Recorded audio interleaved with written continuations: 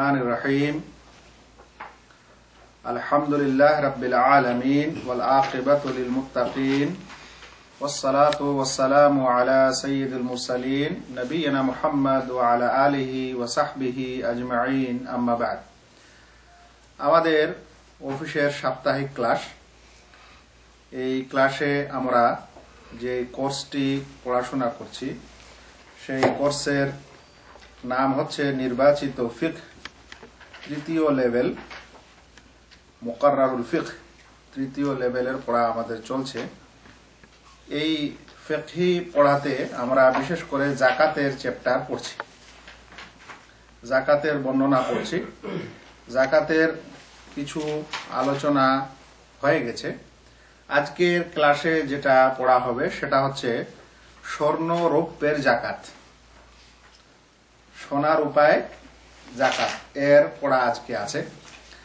যেহেতু বিষয়টি গুরুত্বপূর্ণ, প্রত্যেক মানুষ কম হোক বেশি হোক স্বর্ণ রৌপ্য এই যুগে প্রায় প্রত্যেক মানুষের কাছেই আছে বা মানুষ খরিদ করে রাখে, সেটা নিজে ব্যবহার করার জন্য হোক কিংবা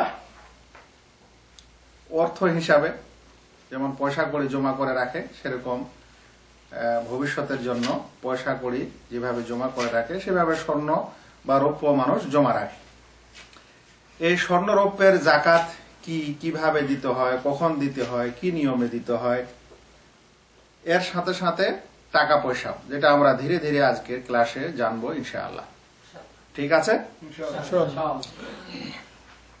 প্রথমে স্বর্ণ রৌপ্যের যাকাত ওয়াজিব হওয়ার দলিল, মানে স্বর্ণ রৌপ্যে যাকাত আছে, জরুরি আছে, সেটা আগে আমাদের অবশ্যই কি করতে হবে, সেটা আগে জানতে হবে অবশ্যই। যদি কোনো জিনিসে যাকাতই জরুরি না হয় তাহলে তখন আর ওটা যাকাত দিতে হয় না।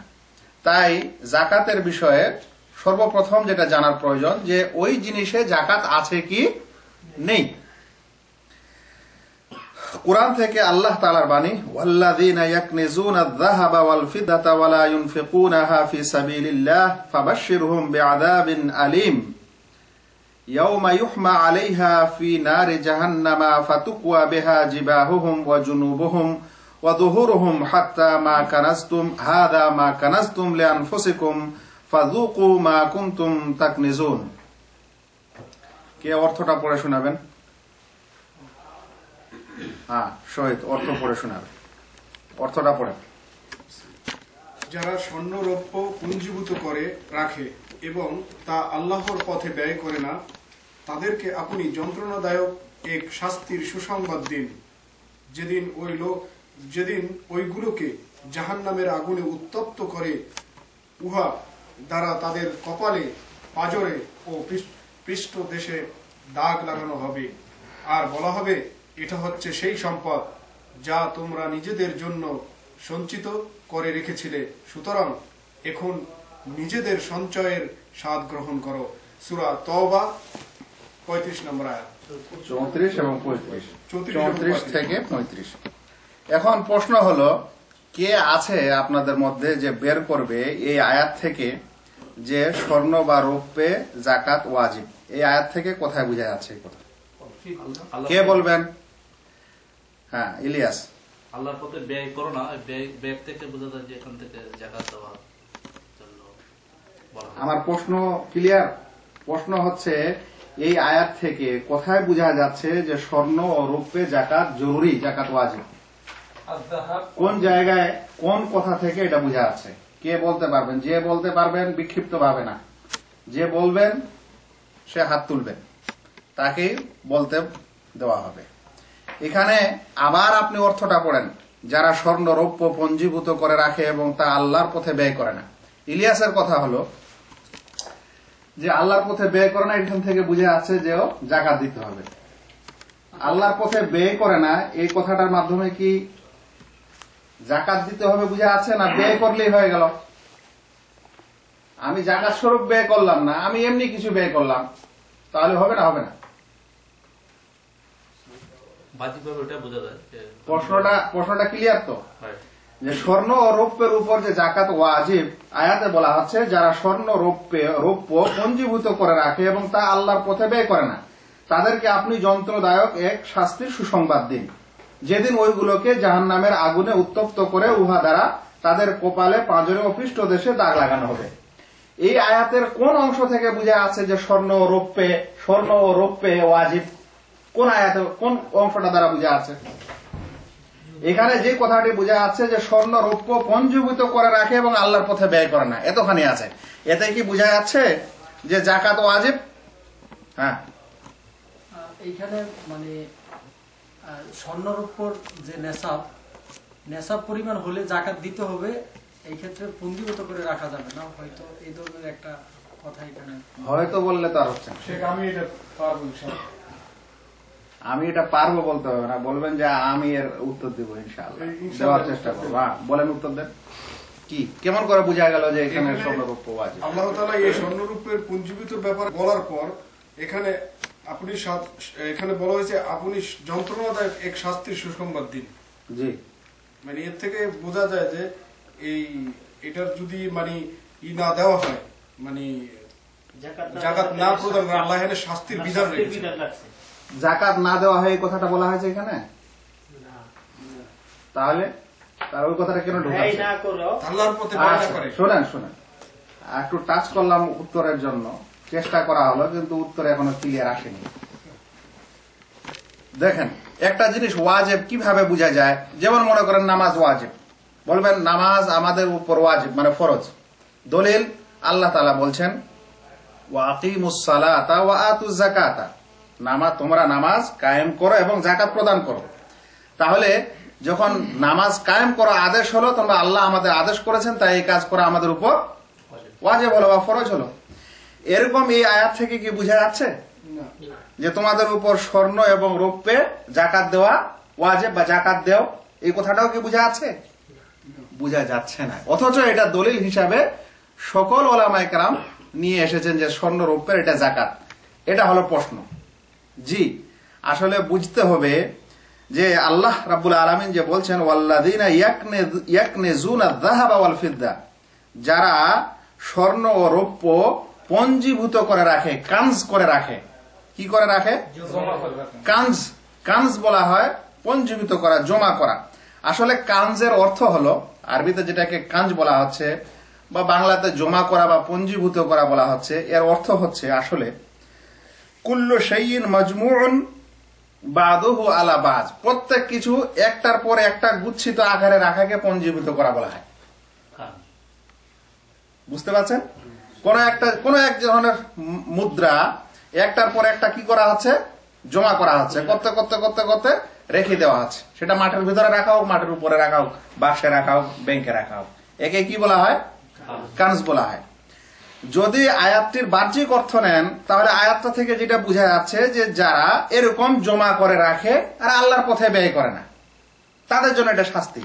তাই মানুষ বলতে পারে যে ঠিক আছে, আমি জমা করে রাখছি, রাখার পর আমি আমার অল্প একটু অংশ আল্লাহর রাস্তায় সদকা করে দিলাম, এমনি দান করে দিলাম। যদি দান করে দিই তাহলে সে এই আযাব থেকে বাঁচবে না বাঁচবে না? এই আয়াতের অর্থ অনুযায়ী বাঁচার সম্ভাবনা তো আছে না? নাই। আল্লাহ বলছেন যে জমা করে রাখে, ব্যয় করে না। একজন বলছে আমি জমা করে রাখি কিন্তু ব্যয় করেছি, দেখা গেল 10 বছরে একটু ব্যয় করেছে, 5 বছরে একটু ব্যয় করেছে, 2 বছরে একটু ব্যয় করেছে, তাহলে ও কি এর এই শাস্তির যোগ্য হওয়া উচিত? সাধারণ অর্থে এটা উচিত না। সেই জন্য আমি জিজ্ঞাসা করলাম যে এখানে এই আয়াতে কোথায় বোঝা যাচ্ছে যে স্বর্ণ এবং রৌপ্যে যাকাত ওয়াজিব? জি, এটা তখন ওয়াজিব যখন কানজ শব্দটির অর্থ জানবেন, তখন বোঝা যাবে যে স্বর্ণ রৌপ্যে যাকাত কি ওয়াজিব। কানজ হলো, এই যে আল্লাহ বলছেন যারা স্বর্ণ রৌপ্য কানজ করে রাখে, পঞ্জীভূত করে রাখে। কানজ কথাটির অর্থই হলো ওলামায়ে কেরামের কাছে ইত্তাফাকাল আইম্মা, ইসলামী পণ্ডিতগণের ঐক্যমত রয়েছে যে আন মুরাদা বিল কানজে কুল্লু মা ওয়াজাবাত ফিহি যাকাত ফালাম তুআদ্দি যাকাতু, প্রত্যেক এমন মাল সম্পদ যাতে যাকাত ওয়াজিব হয়েছে অতঃপর যাকাত দেওয়া হয়নি, ওকে কানজ বলা হয়। কাকে কানজ বলা হয়?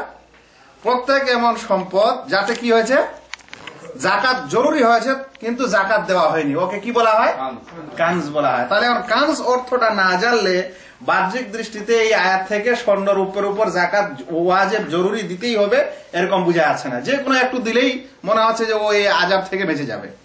তাই এটা স্বর্ণ ও রূপের জাকাতের আয়াত, জাকাত জরুরি হওয়ার আয়াত বা দলিল। কারণ যে স্বর্ণ রৌপ্য যেটার উপর জাকাত জরুরি হয় অতঃপর জাকাত দেয় না, ওর জন্য এটা শাস্তি। কথাটা স্পষ্ট না? স্পষ্ট না? খালাস। সুন্নাত থেকে দলিল, আবু হুরায়রা হতে বর্ণিত, রাসূলুল্লাহ সাল্লাল্লাহু আলাইহি ওয়াসাল্লাম বলেন, মা মিন সাহিবি যাহাবিন ওয়ালা ফিদ্দাতিন লা ইউআদ্দি মিনহা হাক্কাহা ইল্লা ইযা কানা ইয়াওমাল কিয়ামাতি সুফিহাত লাহু সাফাইহা মিন নার ইউহমা আলাইহা ফি নারি জাহান্নাম ফায়ুকওয়া বিহা জামবাহ ওয়া জাবিনাহ ওয়া যাহরা কুল্লামা বারাদাত উইদাত লাহু ফি ইয়াওমিন কানা মিকদারুহু 50000 সানা হাত্তা ইউকদা বাইনাল ইবাদ। রাওয়াহু মুসলিম। আব্দুল কাইয়ুম অর্থ পড়েন। তাড়াতাড়ি করেন, তাড়াতাড়ি করেন। স্বর্ণরূপের মালিক যদি তার হক তথা যাকাত আদায় না করে তাহলে তার কিয়ামত দিবসে প্রশস্ত করত জাহান্নামের আগুনে গরম করা হবে। অতঃপর উহা দ্বারা তার পার্শ্বদেশে, কপাল এবং পিঠে দাগ দেওয়া হবে। যখন ঠান্ডা হয়ে যাবে তখন আবার সেইভাবে শাস্তি দেওয়া হবে, আর তা হবে এমন দিনে যা দীর্ঘ হবে 50,000 বছরের সমান। এভাবে তার শাস্তি হতে থাকবে যতক্ষণ পর্যন্ত বান্দাদের মধ্যে ফায়সালা না করা হবে। মুসলিম। জি, তাহলে এই আয়াতটা স্পষ্ট, এই হাদিসটি স্পষ্ট, এই দলিলটি স্পষ্ট যে স্বর্ণ ও রূপে যাকাত ওয়াজিব। কোথা থেকে বোঝা যাচ্ছে, মা মিন সাহিবি যাহাবিন ওয়ালা ফিদ্দাতিন লা ইউআদ্দি মিনহা হাক্কাহা, স্বর্ণ রূপের মালিক যদি তার হক তথা যাকাত আদায় না করে, ওর হক আদায় না করে মানে ওর যাকাত আদায় না করে, তাহলে যদি কেউ যাকাত আদায় না করে তাহলে তার এই শাস্তি। তাহলে বোঝা আছে যে যাকাত আদায় করা আমাদের উপর কি ওয়াজিব। এখন স্বর্ণ রৌপ্যের উপর যাকাত ওয়াজিব এটা জানা গেল। এখানে মাত্র দুটি দলিল দেওয়া হয়েছে, একটি কোরআন থেকে, একটি সুন্নাহ বা হাদিস থেকে, যথেষ্ট। কেউ অতিরিক্ত জানতে চাইবে তাহলে আরো অতিরিক্ত এর আয়াত এবং এর দলিল প্রমাণ আছে, আমাদের এতটুকু জানলেই হবে। বলছে স্বর্ণের নেশাব, তাহলে স্বর্ণ রৌপ্যের উপর যাকাত আছে, এটা প্রমাণিত হলো। এখন যে কোনো স্বর্ণ ওটাতেই যাকাত লাগবে, যে কোনো রৌপ্য ওটাতেই যাকাত লাগবে না ওর একটা বিশেষ পরিমাণের দরকার আছে? যাকাতের ক্ষেত্রে একটা জিনিস বারবার উঠে আসে, সেটার নাম হলো নেশাব। নেশাব মানে ওর একটা পরিমাণ। তো স্বর্ণ রৌপ্যেরও একটা পরিমাণ হতে হবে। সব স্বর্ণ রৌপ্যের উপর যাকাত নাই। কারো কাছে স্বর্ণের একটা পয়সা আছে, কারো কাছে রূপার একটা পয়সা আছে, বা একটা দুল আছে, ফুল আছে, তাতেই যাকাত লাগবে এরকম না। আগে দেখতে হবে যে তার নেশাব হয়েছে কিনা, একটা বিশেষ পরিমাণ যেটা শরিয়া নির্ধারণ করেছে অত পরিমাণে সে স্বর্ণ রৌপ্য আছে কিনা। স্বর্ণের নেশাব 20 মিসকাল। স্বর্ণের নেশাব কত মিসকাল? 20 মিসকাল। মিসকাল একটা ওজন, মিসকাল একটি কি ওজনের নাম, যেটা আমাদের রাসূল সাল্লাল্লাহু আলাইহি সাল্লামের যুগে বা তারও আগেও যুগে এই ওজন পরিচিত ছিল। ধীরে ধীরে এখন কিলোগ্রামের আবিষ্কারের কারণে এই ওজনটি বিলুপ্ত হয়ে গেছে। তবে মানে 20 মিসকাল পর্যন্ত হলে ওই স্বর্ণে কি লাগবে? যাকাত লাগবে। ওটা কি জিনিস বলছে, আর ফিকাহবিদদের মতে 1 মিসকাল এর ওজন হলো বড় জবের 72টি দানা পরিমাণ। তাহলে 1 মিসকাল বরাবর যেটা আনুমানিক ওলামায়ে কেরাম ওজন দিয়েছেন সেটা কি? বড় জবের 72টি দানা। গম এবং জব দুটো জিনিস আছে, গমের মতোই জব, কিন্তু গমের চাইতে জব কি হয়? ছোট হয়, আর গম একটু মোটা হয়। তো সাধারণ জবের দানা যেটা 72টি যদি দানা জমা করেন তাহলে ওটা 1 মিসকাল হয়। কতখানি হয়? 1 মিসকাল। এটা যেন আমাদের কোনো লাভ হচ্ছে না। আমাদের এখন প্রয়োজন হয়ে যাচ্ছে কি যে আমাদের গ্রামটা জানতে হবে, যেটা আমাদের বর্তমান যুগে চলছে। নচেত 72টা এই কি বলে যে জবের দানা কে খুঁজে বেড়াবে, তারপরে তখন ওই কি বলেন যে 20 মিসকালের জন্য মানে 20-72 ওকে জব মানে একত্রিত করতে হবে, যেটা 1440টি দানা হয়ে যাবে। 20 মিসকাল মানে যদি 72 দিয়ে 20কে গুণ দেন তাহলে 1440টা দানা লাগবে। অতঃপর তখন ওইটাতে এতখানি স্বর্ণ থাকলে আমার উপর কি হবে? স্বর্ণ থাকলে জাকাত ওয়াজিব হবে। তো এই ওজন আর এই জিনিস এবার মানুষ করবে না বা প্রয়োজনও নেই। তাই ওলামায়ে কেরাম এই মিসকালের ওজনটিকে ভেঙে কিলোগ্রামে যেটা নিয়ে এসেছেন গ্রামে, তাতে বলা হচ্ছে আর 20 মিসকাল আধুনিক হিসাবে 85 গ্রাম পরিমাণ। তাহলে স্বর্ণ আপনার কাছে যেটা আছে যদি 85 গ্রাম এবং এর উপরে হয়, 85 গ্রাম কিংবা এর বেশি হয়, মানে 84 গ্রাম এবং তার নিচে হয়, তাহলে ওর উপর জাকাত ওয়াজিব না। 85 গ্রাম হয়ে গেছে তাহলে জরুরি হয়ে গেছে। 85 গ্রামের ঊর্ধ্বে এখন যত যাক, 85 কেজি যাক আর 85 কুইন্টাল যাক, কথা স্পষ্ট। স্বর্ণের এটা হলো নেশাব, মানে এটা পরিমাণ। এতক্ষণে আসলে এখন জাকাত ওয়াজিব হয়েছে, এটা বুঝে নিতে হবে। কিন্তু কতখানি জাকাত দিতে হবে ওটা পরে বলা হবে। এবার স্বর্ণের নেশাব জানা গেল। এবার রৌপ্যের নেশাব, উহার নেশাব হলো 5 উকিয়া, যা 140 মিসকাল তথা 200 দিরহাম পরিমাণ হয়। তাহলে স্বর্ণের নেশাব আলাদা, রৌপ্যের নেশাব আলাদা। রৌপ্যের নেশাব হলো 5 উকিয়া। 5 উকিয়াটা কি জিনিস? এটা একটা কয়েন্স যেটা সেই যুগে ব্যবহার করা হতো, যা 140 মিসকাল তথা 200 দিরহাম পরিমাণ হয়। 140 মিসকাল। স্বর্ণের বেলায় কত মিসকালে? 20 মিসকালেই জরুরি হয়ে গেছিল কি? জাকাত। রৌপ্যের বেলা 140 মিসকাল, যার সেই যুগের কয়েন্স অনুযায়ী 200 দিরহাম। এই যে রৌপ্যের কয়েন্সকে দিরহাম বলা হতো। এখনো আমাদের এই ওজন জেনে লাভ হচ্ছে না যতক্ষণে আমরা কিলোগ্রাম না জানছি। বলছে উহা বর্তমান হিসাবে 595 গ্রাম। 595 গ্রাম মানে হাফ কেজি আরো 95 গ্রাম। এতখানে যদি রৌপ্য কারো কাছে থাকে তাহলে তখন কি হবে? তখন সে জাকাতের আওতায় চলে আসলো। কতখানি দিতে হবে একটু পরে জানবো। নবী সাল্লাল্লাহু আলাইহি ওয়াসাল্লাম বলেন, লাইসা ফীমা দুনা খামসাতে ওয়াকিন সাদাকাহ, 5 উকিয়ার কমে কোনো জাকাত নেই। হাদিসটিকে ইমাম বুখারী ও মুসলিম বর্ণনা করেছেন। তাহলে বোঝা গেল ইনশাআল্লাহ যে স্বর্ণ এবং রৌপ্যের নেশাব কি। স্বর্ণের নেশাব কত হলো? 20 মিসকাল, যেটা বর্তমান গ্রামের ওজনে কত? 85 গ্রাম। রৌপ্যের নেশাব কত হলো? 140 মিসকাল।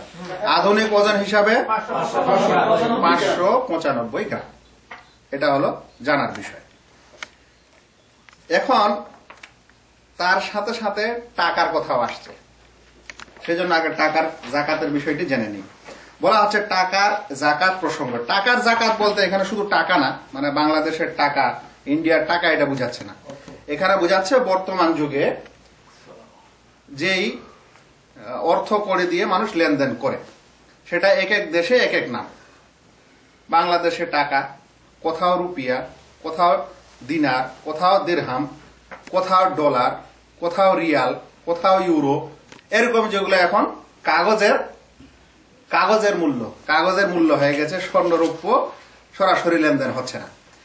এক যুগ ছিল যখন স্বর্ণ রৌপ্য দিয়ে জিনিসপত্র ক্রয় বিক্রয় করতে হতো।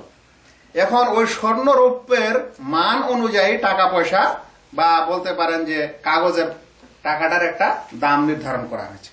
তো টাকার জাকাত প্রসঙ্গ। বর্তমান টাকা পয়সার জাকাতের নেশাব স্বর্ণ রৌপ্যের মূল্যের উপর ভিত্তিশীল। কথাটির অর্থ হলো যে স্বর্ণ রৌপ্যে যতখানিতে জাকাত জরুরি হয়, ওই স্বর্ণ ও রৌপ্যের মূল্য, মানে 85 গ্রাম স্বর্ণের যেটা মূল্য আর 595 গ্রাম রৌপ্যের যেটা মূল্য বর্তমান বাজারে চলছে, এতখানি টাকা কারো কাছে আছে যদি বাংলাদেশি মানুষ হয়, তাহলে তার উপর জাকাত ওয়াজিব হবে। এতখানি এই 85 গ্রাম স্বর্ণের যা মূল্য, সেটা যদি সৌদি আরবের মানুষ হয়, মানে রিয়াল দিয়ে লেনদেন করে এরকম মানুষ হয়, তাহলে যত দাম হবে 85 গ্রাম স্বর্ণের, এতখানে যদি ওর রিয়াল থাকে, তাহলে তার উপর কি আছে? জাকাত আছে। এটা বুঝাচ্ছে যে স্বর্ণ রৌপ্যের মূল্যের উপর ভিত্তিশীল। সুতরাং কারো টাকা যদি এই দুই বস্তুর মানে স্বর্ণ রৌপ্য কোন একটির নেশাবে পৌঁছায়, তবে তাতে জাকাত দেওয়া ওয়াজিব। যদি কারো নিকট স্বর্ণ রৌপ্য নগদ টাকা থাকে এবং এগুলোর সর্বমোট মূল্য নেশাব পরিমাণ হয়ে যায়, তবে তাতে জাকাত দেওয়া ওয়াজিব। এটা কি বলছে? স্বর্ণ রৌপ্য টাকা সব মিলিয়ে যদি কি হয়, নেশাবে পৌঁছে যায়, তাহলে তাকে কি দিতে হবে? বলছে জাকাত দেওয়া ওয়াজিব। আর কথাটা বুঝাই যে স্বর্ণের এটা নেশাব, রৌপ্যের এটা নেশাব, টাকারও এটা নেশাব, জানলাম।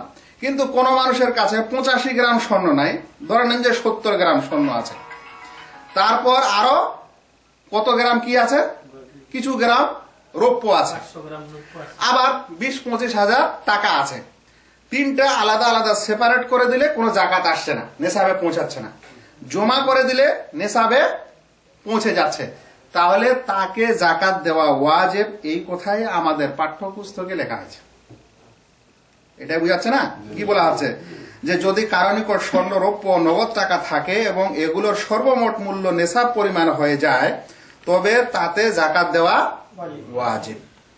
আর যদি ওই সবের মূল্য নেশাবের নিম্নে হয় আর তা অন্য মালের সাথে মিলানো সম্ভব না হয়, যেমন ব্যবসার পণ্য, মানে স্বর্ণ রৌপ্য আছে, এখনো জাকাতের আওতায় আসেনি, কিন্তু আবার অনেকগুলো ধান আছে বাড়িতে, ছাগল আছে 40টা বা 20টা বা উট আছে, তাহলে ওদের সঙ্গে কি মিলিয়ে নিতে হবে?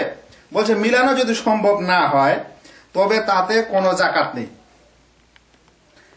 তবে যদি তা ব্যবসার জন্য রাখা হয়, তবে সে ভিন্ন কথা। ব্যবসার জিনিস হিসাবে যদি রাখা হয় আবার স্বর্ণ রৌপ্যকে, তাহলে ভিন্ন কথা। ওটা কি ভিন্ন কথা একটু পরে আসবে।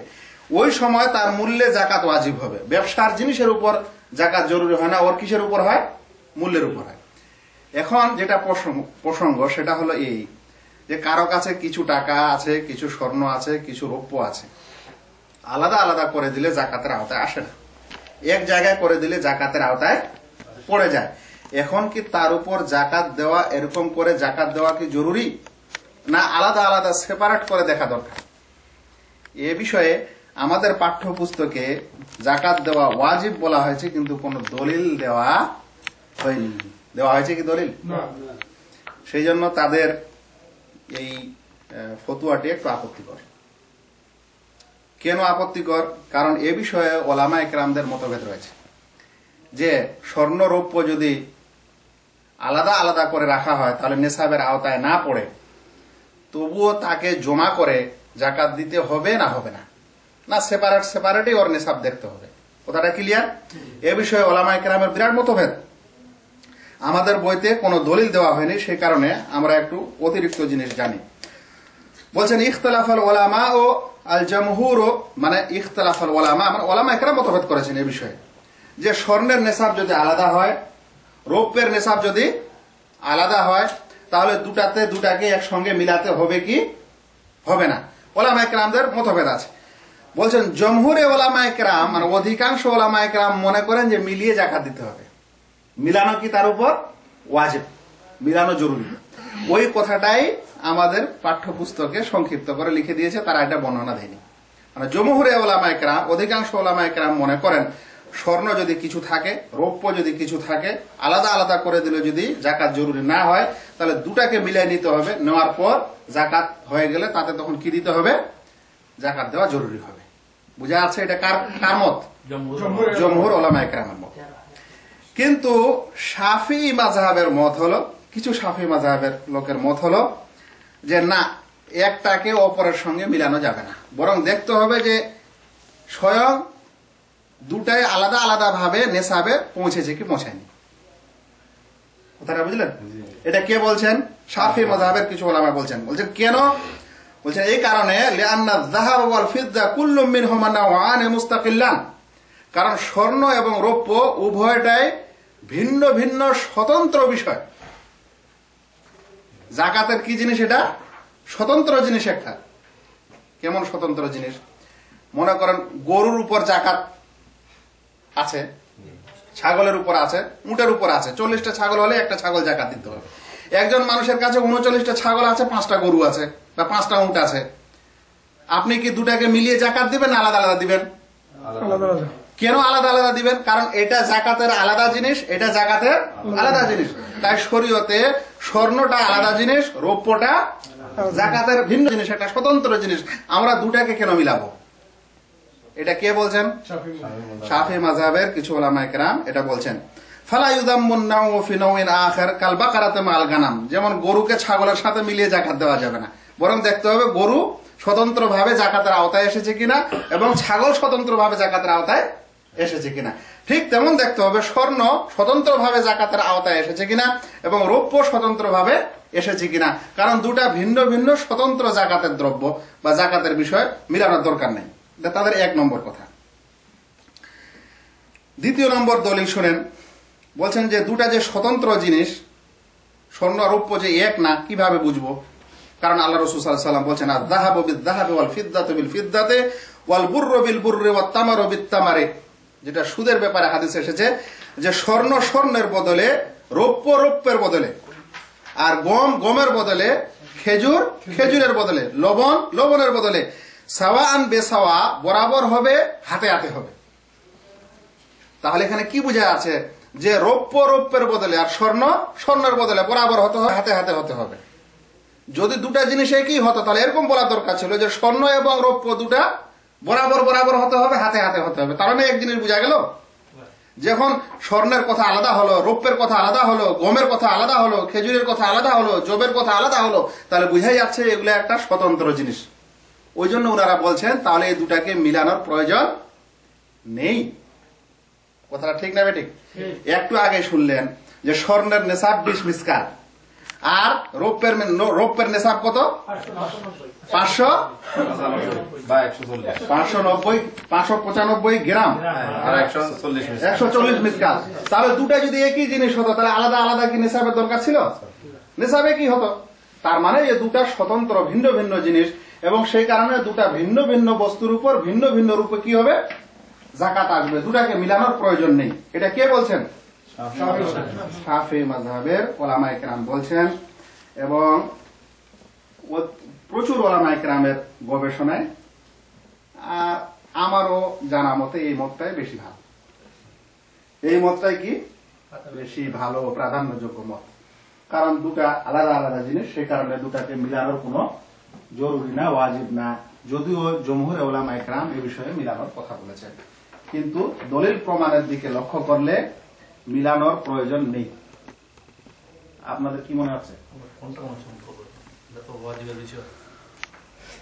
অনুসরণ করবেন? এই কারণে তো এতক্ষণ ধরে আলোচনা করা হয়। প্রথমত শোনেন, প্রথমত যারা বলছে মিলাতে হবে ওদের দলিল কি? দলিল থাকবে তারপরে না এই কথা বলা হবে যে মিলাও। ওরা তো কোনো দলিল দিচ্ছে না। কি দলিল দিয়েছে জানেন? কিয়াস, মানে কোন কিতাব বা সুন্নতে দলিল নাই, একটা কিয়াসের দলিল দিয়েছে। দলিলটা কি কিয়াসে?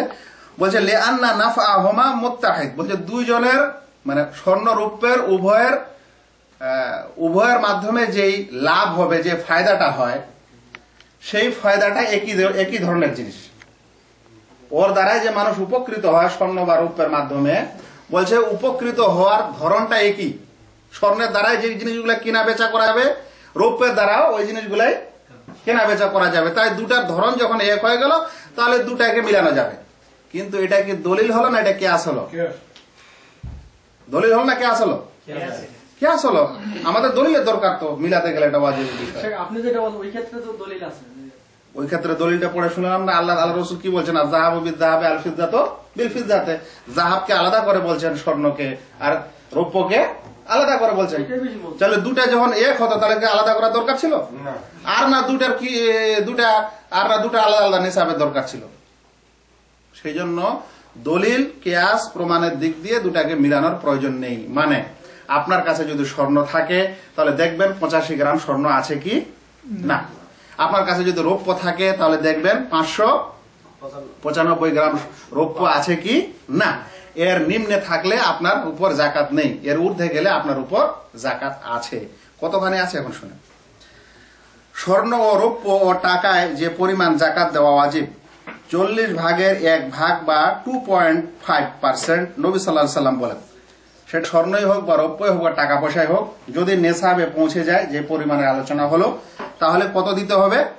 2.5 মানে 2.5 ভাগ।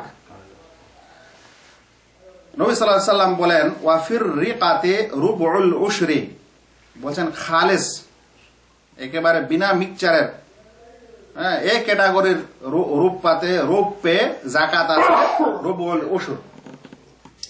বলছে অর্থ স্বর্ণ রৌপ্যে 40% 1 ভাগ জাকাত রয়েছে, বুখারী মুসলিম। উহা স্বর্ণের ক্ষেত্রে অর্ধ মিসকাল এবং রৌপ্যের ক্ষেত্রে 5 দিরহাম। মানে 20 মিসকাল হলে আপনাকে কত বের করতে হবে ওখান থেকে? স্বর্ণ থেকে হাফ মিসকাল। এই কথাটা থেকে কি বোঝা যায়? যে স্বর্ণের যখন জাকাত দিবেন তখন স্বয়ং স্বর্ণটাই জাকাত দেওয়া যেতে পারে। কথাটা ক্লিয়ার না? ক্লিয়ার না? মানে 20 মিসকাল স্বর্ণ আছে, 85 গ্রাম স্বর্ণ আছে, এবং 85 গ্রামকে 40 ভাগ করে যতটুকু আসবে অতটুকু আপনি জাকাত হিসাবে বের করে নিতে পারেন। দেওয়ার পর জাকাত যাদেরকে দিতে হয় ওকে দিয়ে দিতে পারেন, কিংবা ওর মূল্য দিতে পারেন। ওর মূল্য ধরে 2.5% বের করতে পারেন। বলছেন যে যদি মিসকাল হয়, মানে উহা স্বর্ণের ক্ষেত্রে অর্ধ মিসকাল এবং রৌপ্যের ক্ষেত্রে 5 দিরহাম। যদি স্বর্ণ রৌপ্য ভেজাল মিশ্রিত হয় তবে তাতে কোনো জাকাত নেই। এটা কি কথা? বলছে স্বর্ণ রৌপ্য তো আছে, কিন্তু খাদওয়ালা স্বর্ণ রৌপ্য, মানে এখনো ফ্রেশ করে বের করা হয়নি। ক্যাটাগরি আছে না রে ভাই স্বর্ণের? 1 ক্যারেট, 22 ক্যারেট, 24 ক্যারেট, এগুলো কি বুঝায়? মানে ওটা অত সুন্দর, মানে স্বর্ণের মধ্যে কোনো খাদ নাই। তো বলছে যদি ভেজালওয়ালা থাকে, মানে স্বর্ণ আর অন্যান্য খাদ মিক্সচার করা আছে, তাহলে বলছে যে তবে তাতে কোনো জাকাত নেই যতক্ষণ পর্যন্ত তার শোধনকৃত অংশ নেশাব পরিমাণ না হবে। শোধন করে যদি নেশাবে পৌঁছে তখনই জাকাত, তার আগে জাকাত দিতে হবে না, কারণ এতে মিক্সচার আছে যেটা স্বর্ণ বা রৌপ্য নয়, অন্য ধাতু বা অন্য দ্রব্য। এতক্ষণে আমাদের কাছে ক্লিয়ার হয়েছে বিষয়টি স্বর্ণ রৌপ্যের। এখন শুনেন, মহিলাদের ক্ষেত্রে যা বৈধ, মানে স্বর্ণ রৌপ্য ব্যবহার করার বিষয়ে যা বৈধ। বলছে মহিলাদের মধ্যে স্বর্ণ রৌপ্যের যেসব অলংকার ব্যবহার করার প্রচলন আছে তার সবগুলি তাদের জন্য বৈধ। স্বর্ণ রৌপ্যের যা অলংকার মানুষের নিজের সমাজে আছে ব্যবহার করার, এরকম সবকিছু মহিলারা কি করতে পারে? ব্যবহার করতে পারে। পুরুষের ক্ষেত্রে যা বৈধ, স্বর্ণ রৌপ্যের ব্যাপারে এখানে ব্যবহারের কথাটা কেন আমাদের চ্যাপ্টারে আসছে? এই কারণে আসছে যে এটা প্রয়োজন আছে, স্বর্ণ রৌপ্যের সময় মানুষের এগুলা হয়ে থাকে, সেই কারণে এর বর্ণনা দিচ্ছে। বলছে পুরুষের জন্য রৌপ্যের আংটি, তরবারি, বেল্ট ইত্যাদি ব্যবহার বৈধ। রৌপ্যের কি আংটি ব্যবহার করতে পারেন। তরবারি বলতে পুরা তরবারিটাও বুঝায়, কিংবা তরবারির ডাঁটটা, হাতল। তরবারি বেল্ট, আপনি যদি এই যে চামড়ার বেল্ট পরার পর মাঝখানে একটা থাকে না, এই যে গোল একটা সুন্দর করে জয়েন্ট, যেখানে এই জিনিসটা রৌপ্যের করা অসুবিধা নাই। নবী সাল্লাল্লাহু আলাইহি সাল্লাম রূপার আংটি গ্রহণ করেছিলেন, বুখারী মুসলিম। অবশ্য স্বর্ণ পুরুষের জন্য শুধুমাত্র নিতান্ত প্রয়োজনের তাগিদে সীমিত ক্ষেত্রে বৈধ। পুরুষের জন্য স্বর্ণ বৈধ সীমিত ক্ষেত্রে, বিশেষ প্রয়োজনে, এমনি না। এমনি কেউ আংটি বানাবে চলবে না। কি প্রয়োজন? বলছে যেমন নাক কেটে গেলে, আগের যুগে মানুষের নাকটা কেটে গেলে অপারেশনের যে সিস্টেম ছিল, এখন প্লাস্টিক সার্জারি এসেছে, বা অন্য জায়গার মাংস কেটে আপনাকে সেট করে দিবে, এটা হলো নতুন প্রযুক্তি। এর আগের যুগে ওরকম ছিল না। এর আগের যুগে এটা কেটে গেলে স্বর্ণের একটা কোনো জিনিস তৈরি করে ওটাতে সেট করে দিত। বুঝতে পারছেন কেন? কারণ স্বর্ণ মানুষের চামড়ায় বা গায়ে ফুটা থাকলে ওটা কোনো ক্ষতি করে না, ঘাটা অমুক তমুক হয় না। অন্য কোন দ্রব্য হলে কিন্তু কি হবে? ক্ষতি হবে। তো সেটা সেই যুগে নিয়েছে। ওই জন্য বলছে যে নাক কেটে গেলে, দাঁত বাঁধায়, দাঁত যদি বাঁধতে হয়, কারণ দাঁত উঠে গেছে একটা দাঁত লাগাবে, ভেঙে গেছে একটা দাঁত সেট করবে, তাহলে ওই সময় স্বর্ণের দাঁত মানুষ কি করতে পারে? ব্যবহার করতে পারে। তাহলে এটা কি হলো? সীমিত কারণে, সীমিত আকারে, বিশেষ ক্ষেত্রে, বিশেষ প্রয়োজনে এরকম করা যাবে, করা ইত্যাদি ক্ষেত্রে তা ব্যবহার করা বৈধ। রাসূল সাল্লাল্লাহু আলাইহি ওয়াসাল্লাম স্বর্ণের আংটি পরিধানকারীর উপর কঠোরতা আরোপ করেছেন। তিনি এক ব্যক্তির হাতে স্বর্ণের আংটি দেখে তার হাত থেকে ছিনিয়ে নিয়ে ছুঁড়ে ফেলে দিলেন এবং বললেন, তোমাদের কেউই ইচ্ছা রাখে যে নিজের হাতে জাহান্নামের আগুনের একটি টুকরা রাখবে? মুসলিম। তাহলে কি বোঝা যাচ্ছে যে স্বর্ণের আংটি পুরুষেরা পড়তে পারে? আমাদের দেশে তো একটা ফতুয়া আছে যে 4 আনা পরিমাণ পরা যেতে পারে, বলে না?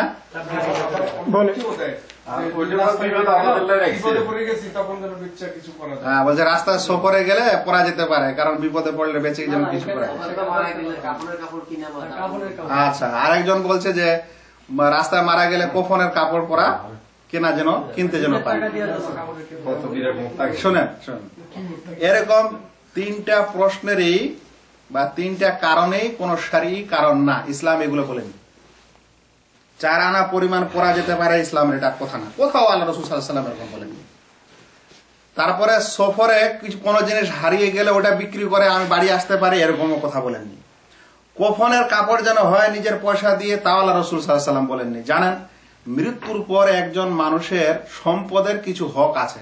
ওই মৃত্যু লোকটা এখনো দফন হয়নি, দফন হওয়ার পূর্বেই তার নিজের মাল সম্পদে ওর কি আছে? একটা হক আছে। আমরা মিরাসের আলোচনা করেছিলাম, তার মধ্যে একটা আছে যে দফন কফনের খরচ ওর পয়সা কড়ি থেকে নিতে হবে, যদি অন্য মানুষ না দেয়। আর অন্য মানুষ যদি দিয়ে দেয় তাহলে আর কিছুই না।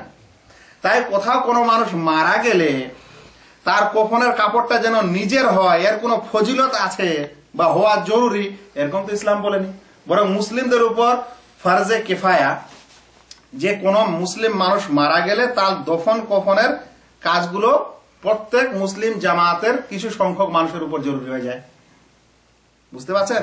তাই এটা চিন্তা করার দরকার নাই যে আমি মরবো তো আমার মরণের কাপড় কফনটা হবে কি হবে না আপনার পয়সা দিয়ে। যেখানে মরবেন আল্লাহ তাআলা মুসলিম ভাই থাকলে জোগাড় করে দিবেন। আর যদি ওখানে মুসলিম না থাকে, আপনার লাশ এমনি চলে গেছে বা এমনি পুঁতে দিয়েছে, তাতেও আল্লাহ তাআলা আপনাকে কিয়ামতের দিন এটা জিজ্ঞাসা করবেন না যে তোমার কফনের কাপড় কেন সাথে নিয়ে বেড়াও বা একটা আংটি কেন নিয়ে বেড়াও। এগুলো সব ভুল কথা। এখন এ বিষয়ে কতিপয় মাসালা, কিছু আরো নতুন জিনিস। ব্যবহার বা ধার দেওয়ার জন্য জমা রাখা স্বর্ণের জাকাতের ক্ষেত্রে মতবিরোধ রয়েছে। মানে ব্যবহার, যেগুলা মহিলারা গয়নাগাটি, সেটা চুড়ি হোক, সেটা আংটি হোক, সেটা নাকের ফুল হোক, কানের দুল হোক, আরো কিছু হোক, যেগুলো মানুষ গয়নাগাটি হিসাবে ব্যবহারের জন্য তৈরি করে, এরকম স্বর্ণ কিংবা ধার দেওয়ার জন্য যদি কেউ জমা রাখে, তাহলে তাদের জাকাত দিতে হবে কি হবে না, ওলামায়ে কেরামদের মতভেদ। অধিকাংশ ওলামার মতে ওতে কোনো জাকাত নেই। অধিকাংশ বললে মানে এটা জমহুর, ওরা কি বলছেন, এতে কোনো জাকাত নেই। দলিল কি? আমাদের এখানে কোনো দলিল উল্লেখ করা হয়নি, তবে তারা যে দলিলটা দিয়েছেন সেই দলিলটি হলো লাইসা ফিল হুলিয়ে যাকাতুন। আল্লাহ রাসূল সাল্লাল্লাহু আলাইহি ওয়াসাল্লাম বলছেন লাইসা ফিল হুলিয়ে যাকাতুন, গয়নায় কোনো জাকাত নেই। হাদিসটি তাবারানী এবং দারাকুতনি বর্ণনা করেছেন। তবে যদি হাদিসটা সহিহ হতো তাহলে আর কিছুই বলার ছিল না। হাদিসটা কিন্তু দুর্বল। হাদিসটা কি দুর্বল। সেই কারণে জমহুর উলামায়ে কেরামের এই মতটা সঠিক নয়। যারা বলছেন যে ওতে কোনো জাকাত নেই, তো সেটা সঠিক না, কারণ তাদের ওই হাদিস এবং দলিল কি দুর্বল। ইহাই সাহাবীদের একটি জামাত থেকে বর্ণিত। তাদের অন্যতম হলেন আনাস, জাবির, ইবনু ওমর, আয়েশা এবং আসমা রাদিয়াল্লাহু তাআলা আনহুম আজমাইন। অবশ্য কতিপয় বিদ্বান স্বর্ণ রৌপ্য উভয়ের ক্ষেত্রেই সাধারণভাবে জাকাত ওয়াজিব বলে মন্তব্য করেছেন। আর এই মতটাই বেশি ভালো। এই কারণে যে আল্লাহ রাব্বুল আলামিন যেখানে স্বর্ণ এবং রৌপ্যের কথা বললেন, ওয়াল্লাযিনা ইয়াকনিজুনা যাহাবা ওয়াল ফিদ্দা, যারা গচ্ছিত করে রাখে, সেটা যেভাবে গচ্ছিত করুক, সেটা অলংকার হিসাবে করুক আর যেই মন সেই হিসাবে করুক, গচ্ছিত করছে জাকাত দেয় না, তার জন্য কি আছে? আযাব আছে। আচ্ছা, যেতগুলো আয়াত ও দলিল এসেছে ওয়াজিব হওয়ার বিষয়ে কোনো পার্থক্য আসেনি, যে গয়নাগাটি হলে দিবে না এবং এমনি অন্য সোনা হলে দিবে, এর তফাৎ আসেনি। বরং এর বিপরীতে একটা হাদিস স্পষ্ট এসেছে যে আল্লাহ রাসূল সাল্লাল্লাহু আলাইহি ওয়াসাল্লামের কাছে এক মহিলা আসলেন, দুটি মোটা চুড়ি পরেছিলেন স্বর্ণের। আল্লাহ রাসূল বললেন যে তুমি কি এর জাকাত দিয়েছো? জাকাত দাও। তো বলছেন না, আমি দেইনি। তো আল্লাহ রাসূল বললেন যে তুমি কি পছন্দ করো যে কিয়ামতের দিনে তোমাকে আগুনের চুড়ি পরানো হবে? তখন ওই মহিলা খুলে আল্লাহ রাসূলকে দিয়ে দিয়েছিলেন ওই চুড়ি দুটি। তো এই হাদিসটি প্রমাণ করে, যদিও এই হাদিসটি সম্পর্কেও একটু মতভেদ আছে সহিহ কেন্দ্র করে, কিন্তু সাধারণ সমস্ত দলিলগুলোর দিকে খেয়াল করলে, মানে দৃষ্টি দিলে, এবং দলিলের যে ভঙ্গিমাগুলি এসেছে তাতে ব্যবহার এবং অব্যবহারের মধ্যে পার্থক্য দেখা যায় না। না দিলে তার আযাবের কথা এসেছে। অতঃপর এই হাদিসটি এসেছে যে চুরির, স্বয়ং এই হাদিসে দেখা যাচ্ছে যে চুরির যাকাত দেয়নি বলে আল্লাহ রাসূল তাকে এরকম বললেন। তো সেই কারণে স্বর্ণ ও রৌপ্য ব্যবহারের হোক কিংবা ব্যবসার জন্যই হোক, যাদের কাছেই এই নেশাব পরিমাণ থাকবে তাদেরকে যাকাত দেওয়া জরুরি, এবং এই মতটাই বেশি ভালো, বিনা পার্থক্য করায়, যেগুলা ব্যবসার জন্য স্বর্ণ না ব্যবহারের জন্য। যদি গয়না ভাড়া দেয়া, তা থেকে খরচা করা বা গচ্ছিত করে রাখা ইত্যাদির জন্য প্রস্তুত করা হয় তবে তাতে অবশ্যই যাকাত রয়েছে। সোনা রূপার বাসনপত্র ব্যবহার করা বা তা হাদিয়া তোহফা দেওয়া অথবা রান্নার কাজে ব্যবহার করা অথবা তা দিয়ে ছাদ বা দেয়াল প্লাস্টার করা, কলম বানানো ইত্যাদি কাজে ব্যবহার করা হারাম, কারণ এগুলো সবই অপচয়ের পর্যায়ভুক্ত।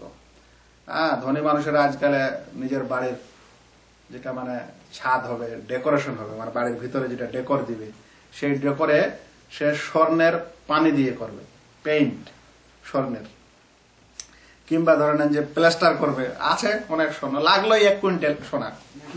আপনাদের কাছে আমাদের কাছে মনে হয় খুব 1 কুইন্টাল বিরাট জিনিস, ওদের কাছে 1 কুইন্টাল সোনা কোনো বড় বিষয় না। তো লাগলোই ওকে 1 কুইন্টাল সোনা গলিয়ে একেবারে প্যান্ট তৈরি করে দিতে, তো এরকম করা যাবে না, এটা অপচয়। সেটি যে স্বর্ণের তৈরি একটা রুম করা হয়েছে, মানে ওখানে যে পানির যে বেচিং বলে, বেচিং এর যে পানি পড়বে, এগুলো সব চেয়ার, খাট, তারপর ডেকোরেশন, তারপর দরজা জানালা, তারপর ওই যে ইসরাফ, সবকিছু স্বর্ণের বানাইছে, এগুলা ইসরাফ, এগুলা হচ্ছে অপচয়, বাড়াবাড়ি। এরকম থেকে আমাদের সতর্ক থাকা দরকার।